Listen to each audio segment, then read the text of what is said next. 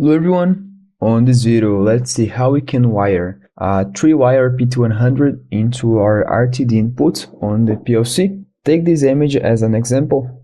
I have here a 3-wire PT100 connected to my RI1 RTD input on the PLC, and you can see here that my white wire is connecting to my RI1.A,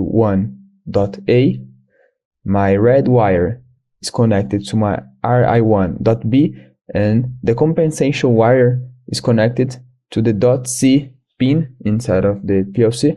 So I'm currently using my RI1 RTD input.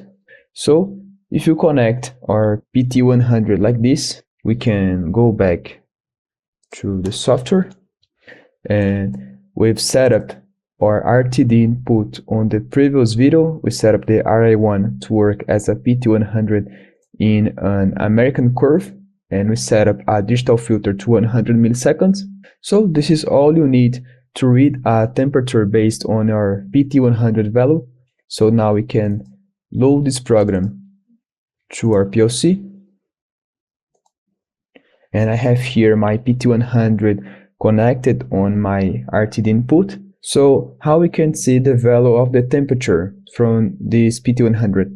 We can check the information directly on our integrated I/O DVL. So you can look for this DVL inside of your system DVLs folder. Here I have your integrated I/O DVL.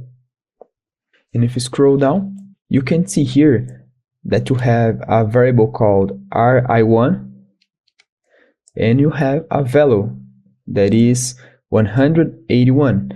It's actually 18.1 Celsius degree. So if I press my PT100, you can see here that the temperature is increasing.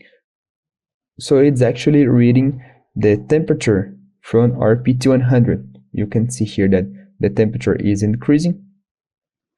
So if I want to check the values correctly, I could just divide the value of RI1 by 10, and I would check that the value of my temperature, it would be actually 20 or 20 degrees. Okay, so that's it for today's video.